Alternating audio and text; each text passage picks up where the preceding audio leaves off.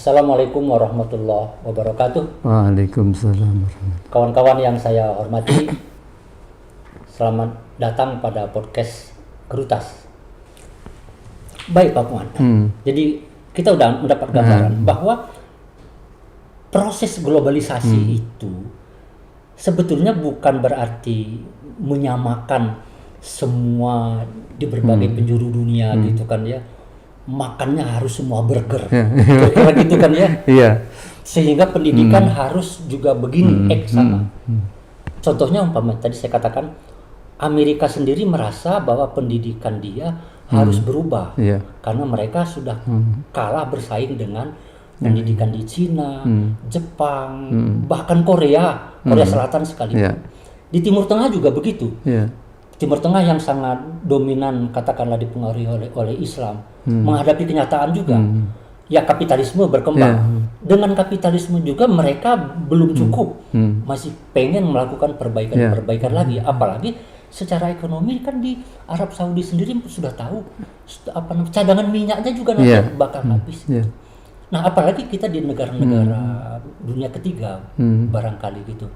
Nah persoalannya Pak, bagaimana kita merespon proses global yang katakanlah beragam itu tadi di tengah kondisi kita yang justru beragam. Di Papua kan kondisi kita masih jauh banget itu. Mohon maaf untuk kawan-kawan dari Papua. Di Sumatera saja, saya dari Palembang, itu pendidikan tuh kan tidak semaju di Jawa gitu kan ya. Nah adaptasi yang bagaimana, penyesuaian yang bagaimana yang perlu dibangun di dunia pendidikan itu Pak? Persoalannya kan standar mungkin yang ingin capai sama ya, tapi proses mencapainya kan berbeda. Berbeda kan. Hanya orang sering memaksakan harus sama dalam proses yang sama gitu. Misalnya sekolah misalnya ya, ini paling gampang melihatnya misalnya kayak gini aja. Di kita program master itu 2 tahun. Mau dia karyawan, mau full time, padahal itu kan jadi keliru. Kalau karyawan kan tidak mungkin. Kesulitan kan, waktu itu terbatas. Dimarahin bos. Iya, kan nggak mungkin kan. Maka saya waktu diminta oleh Asosiasi Alumni Amerika, ada 3 hal kata saya yang perlu diperhatikan dalam ini. Untuk kebijakan pendidikan tinggi misalnya ya. Pertama misalnya harus enabling. Enabling itu memungkinkan orang mencapai tujuan yang kan sesuai dengan dia. Bukan sengaja dikatrol ya. Bukan gitu kan. Enabling. Kedua karena 2 tahun tadi. Iya, 2 tahun. Kan karena sendiri katrol kan. Jadi beres-beres dah, cuci gudang kan itu. Kan banyaknya begitu. Akhirnya kan tidak enabling. Dikasih hadiah. Istilah bahasa kan kerohiman gitu. Terus yang kedua enabling, bermartabat. Bahwa si A mencapai ini adalah karena usaha dia. Sang sungguh-sungguh, namun mencapainya berbeda dengan orang yang lain. Dia ada yang cepat, ada yang dengan waktu lebih panjang. Nah itu harus dibedakan karena sesuai tadi kemampuan yang ada kan. Nah ketiga, affordability. Affordability bukan hanya materi semata. Betul di Indonesia termasuk biaya untuk pendidikan. Tapi affordability termasuk kesediaan belajar. Nah kebijakan itu harusnya pendidikan tinggi misalnya untuk karyawan beda dengan yang full time. Karyawan ditemukan di Amerika tuh teman saya kepala Office for International Student itu doktornya selesai 12 tahun Pak Tar. Kenapa di sana? Jadi dalam 1 semester tidak boleh ngambil lebih dari 1 mata kuliah. Tapi tugas yang dibebankan pada dia sama dengan yang full time. Sehingga dia dengan waktu yang adanya, tapi kualitas sama. Gimana kualitas sama? Ke sana larinya. Affordability dari tidak hanya uang dan waktu untuk belajar. Untuk belajar itu bukan hanya belajar, ini kan banyak jenis belajar orang dewasa. Nah, affordability ya tentu saja pemerintah gimana memberikan skema-skema kan. Di kita dulu pernah dirancang kredit apa namanya tahun berapa tuh? Kredit belajar. Saya masih kuliah. Masih kuliah kan? Itu masih itu. Tapi itu kan sekarang nggak jalan lagi. Orang Amerika kan banyak yang sekolah sambil ambil kredit. Udah kuliah, kerja baru harus bayar kredit kan. Banyak juga kan. Makanya banyak yang mereka katanya itu ceritanya juga.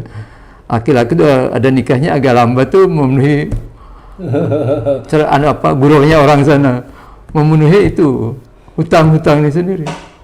Nah di sana. Nah di kita belum ada kebijakan yang membedakan itu. Semua dipaksa. Harus sama 2 tahun. Sehingga ujung-ujungnya misalnya program master, kalau akreditasinya harus bagus, harus mengeluarkan sekian lulusannya. Akhirnya yang tidak itu pun dipaksa lulus. Timbullah ketimpa praktek yang tidak bagus. Ada dishonesty, ketidakjujuran akademis ke sana. Ke sana Pak. Itu kan kaitannya dengan pengambilan kebijakan oleh negara, oleh pemerintah, katakanlah gitu kan ya. Bagaimana dengan kebijakan lokal? Sifatnya di Indonesia itu kan yayasan punya peran utama. Batas apa yang perlu dia bisa kerjakan? Nah, problemnya di kita itu negara kan sudah menetapkan kebijakan ini, sehingga yayasan harus mengikuti itu. Kemudian yayasan terkadang membuat lebih mengurangi lagi gitu kan. Terkadang karena mestinya dipaksa dia harus meluluskan semuanya, dipaksa lebih memudahkan lagi.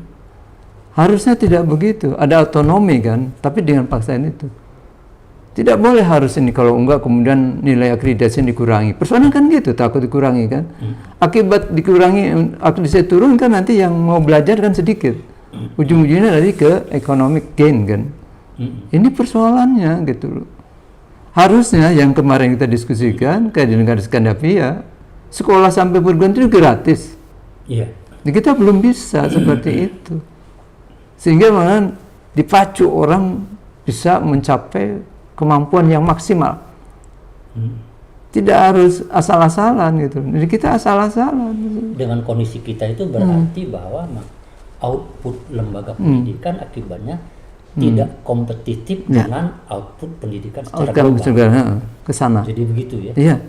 Sehingga adalah kebutuhan mutlak sebetulnya kita melakukan adaptasi dari tren global itu untuk memperbaiki policy yang ada, juga unsur-unsur yang diperlukan untuk meningkatkan mutunya sendiri. Misalnya kayak guru itu determinan, guru dosen determinan kan. Meskipun perannya akan berbeda di dalam era global dengan sebelumnya. Misalnya kan gitu. Kalau sebelumnya kan banyak guru kan pembelajaran kan teacher centered. Sekarang kan global kan ke student centered kan. Engagement murid itu, bahkan si murid itu harus yang lebih berperan, guru menjadi pendamping, fasilitator dan pemberi istilahnya kayak advisor gitu ya ke sana. Oh, I see. Di sanalah pentingnya peran guru di situ, advisor. Di tengah polisi pendidikan nasional di negara kita yang masih punya hambatan-hambatan katakanlah gitu. Maka guru lah di sini sebetulnya punya peran, punya peluang untuk melakukan adaptasi lokal. Katakan begitu Pak. Jadi harusnya itu. Jadi misalnya harusnya guru itu kan sebagai penentu kan dari ini. Karena bagaimanapun keberhasilan itu kan ada di tangan guru. Memang perannya akan berbeda dengan sebelum era global kan. Sekarang kan tadi fasilitator global. Model pembelajarannya bukan hanya transmisi ya, memberikan informasi itu, tapi lebih banyak ke transferable artinya. Memberikan sesuatu agar membekali dia mampu menghadapi situasi yang berbeda kan. Iya. Jadi di sini dibutuhkan juga perubahan sikap. Guru sendiri. Guru, proses globalisasi itu bukan hanya berdampak kepada pendidikan secara umum pada atau polisi, tapi juga menuju kepada guru per individu. Guru per individu. Pak Fuad, terima kasih. Ya, sama-sama Pak. Diskusi pada hari ini dan mohon pada kesempatan lain kita insyaallah bicara.